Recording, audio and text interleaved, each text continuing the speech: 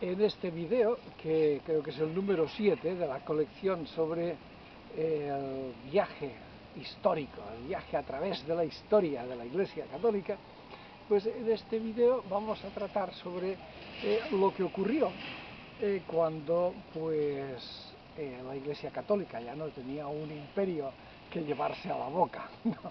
Se quedó sin imperio. Bueno, pues entonces lo que ocurrió es que tenía una enorme nostalgia del imperio y trató de mantenerse siempre junto con el poder. Es decir, los nuevos amos políticos de Europa pues eran los que antes les llamaban bárbaros, ¿no? Y entonces, bueno, pues la Iglesia trató de decir, bueno, pues esto es lo que hay, pues con esto habrá que manejarse.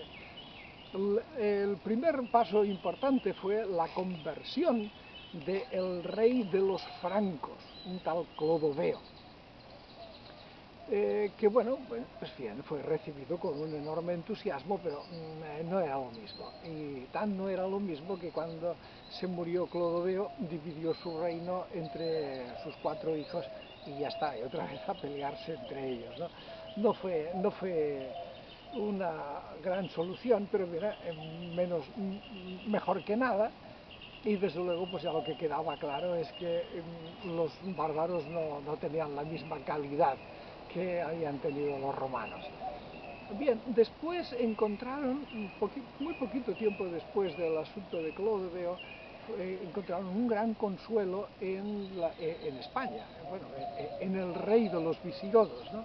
Entonces el rey de los visigodos, Recaredo, después de haber tenido toda clase de conflictos entre los arrianos, que los visigodos eran arrianos, y los católicos, que eran los locales romanos, los hispanos romanos, pues después de muchos conflictos y viendo que no iba a tener aquello ninguna solución fácil, decidió la conversión al catolicismo, la suya, y por lo tanto, pues poco más o menos que estaba mandado que todo el mundo se tenía que convertir al catolicismo.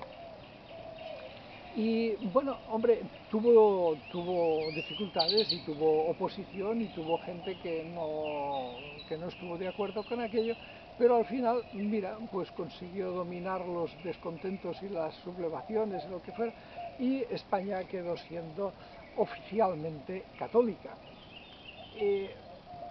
Claro, lo que ocurrió en aquel entonces fue que la Iglesia prácticamente obtuvo los mismos poderes que había tenido con el Imperio Romano y posiblemente hasta más.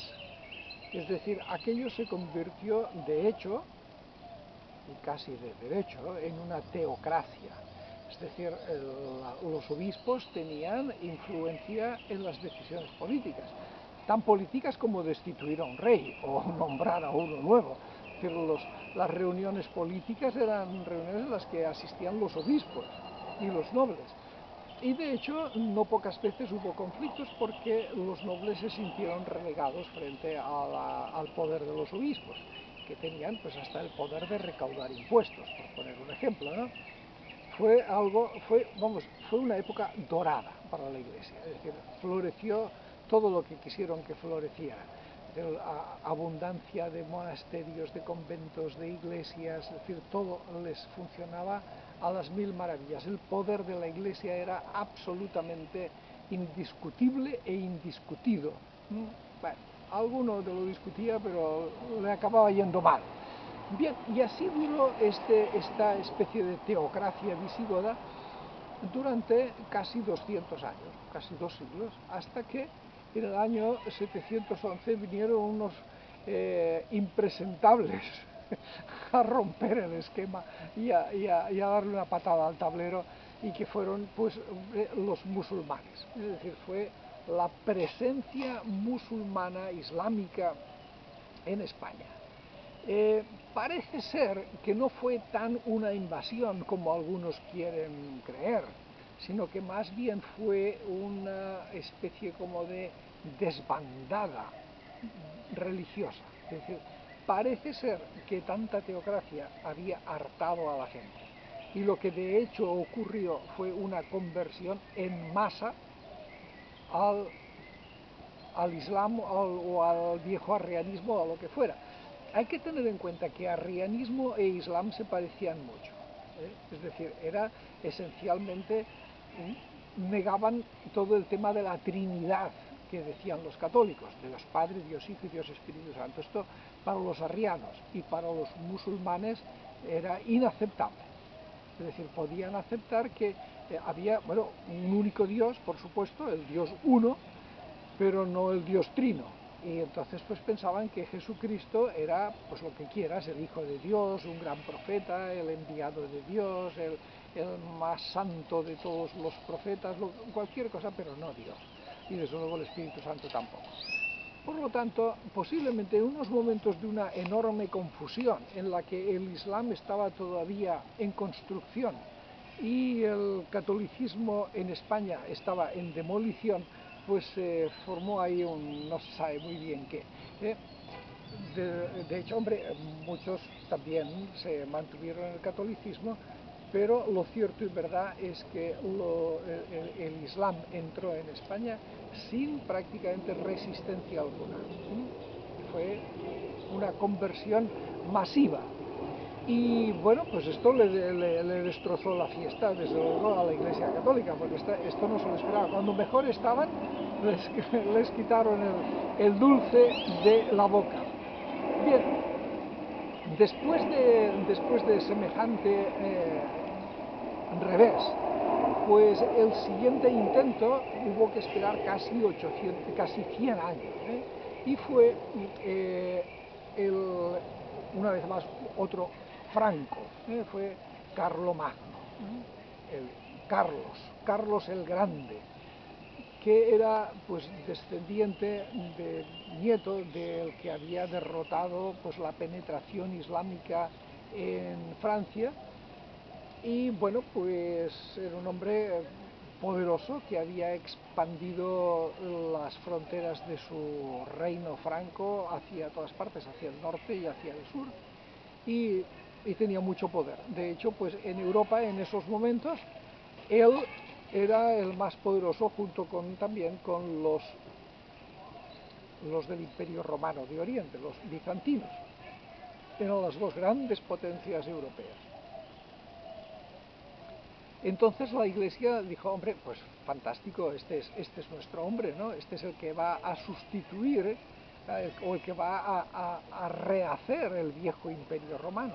Y entonces lo nombró, lo llevaron a Roma, lo invitaron a que fuera a Roma y hicieron una ceremonia para nombrarlo emperador del Sacro Imperio Romano Germánico. Fíjate qué palabra tan bonita, ¿no? Es un imperio sagrado, el Sacro Imperio, un imperio sagrado, qué bonito, ¿no? Y después de esto era, claro, un imperio romano, porque iba a restablecer esas viejas glorias de la Iglesia romana, pero al mismo tiempo era germánico, porque, hombre, sin lugar a dudas, todos aquellos que tenían el poder en aquellos momentos, pues eran germanos, germánicos. Los francos eran germánicos, lo cual puede ser un poco confuso, porque a veces nos queda en la idea de que los francos son los franceses y los germanos son los alemanes. Pero date cuenta que en aquel tiempo el reino franco se extendía sobre muchas de las extensiones de lo que hoy día es Alemania y de lo que hoy día es Holanda y Bélgica, y llegaba pues casi hasta, bueno, pues hasta lo que hoy es Polonia, ¿no?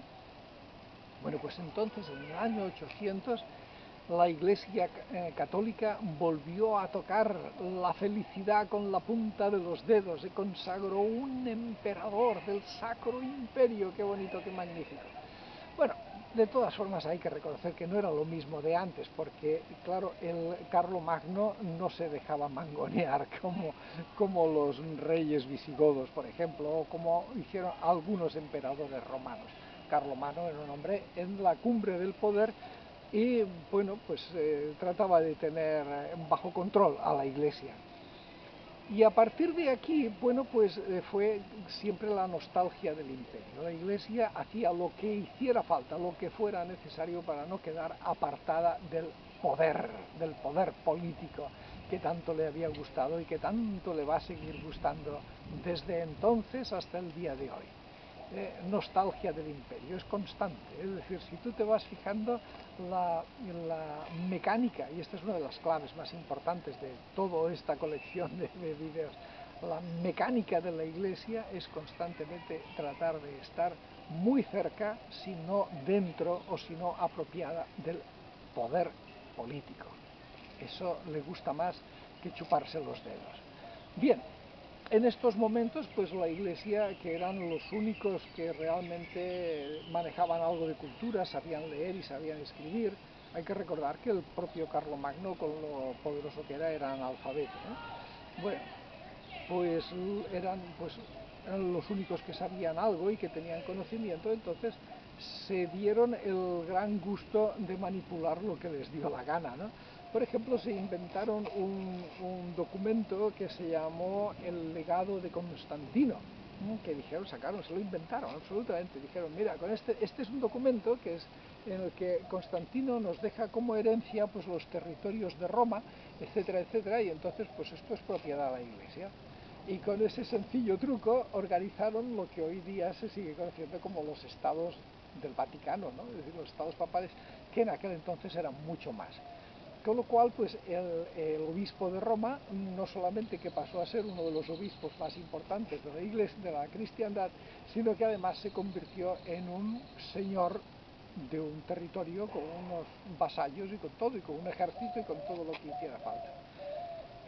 Todos estos tiempos son conocidos como la Alta Edad Media y fueron tiempos realmente muy lamentables en la jerarquía de la Iglesia y especialmente también en el papado. Es decir, fueron de una corrupción absolutamente alucinante, porque bueno, estaban perfectamente instalados con el poder, entonces no tenían ningún problema en que un obispo fuera al mismo tiempo un señor feudal y se encasquetaba una armadura con más facilidad que los ornamentos para decir la misa, y manejaban la lanza y la espada con maestría, y etcétera, etcétera, y tenían mujeres e hijos y palacios y riquezas y no se privaban de ningún placer, contraviniendo realmente de una forma escandalosa pues todo lo que se suponía que era lo mejor, lo más auténtico de la historia de la Iglesia. Fueron tiempos realmente nefastos. Quizá algún día en otra serie pues a lo mejor podemos detenernos en las cosas absolutamente increíbles que sucedieron en estos tiempos, realmente increíbles. Uno dice, pero ¿cómo pudo pasar esto? Alucinante, lo más escabroso que te puedas imaginar y te quedas corto. Bien, pues estos fueron estos periodos, una ansia, un hambre de mantenerse lo más cerca posible del poder, lo cual al mismo tiempo les generó una cantidad de conflictos, pero de estos ya hablaremos en otro vídeo. Y también hablaremos en otro vídeo de otro fenómeno muy interesante que empezó a ocurrir pues desde la Alta Edad Media, que fue la vida monástica, los monasterios, el desarrollo de las órdenes religiosas, que vale la pena dedicarle un vídeo a ese tema. Hasta entonces, cuídate y hasta pronto. Seguiremos hablando.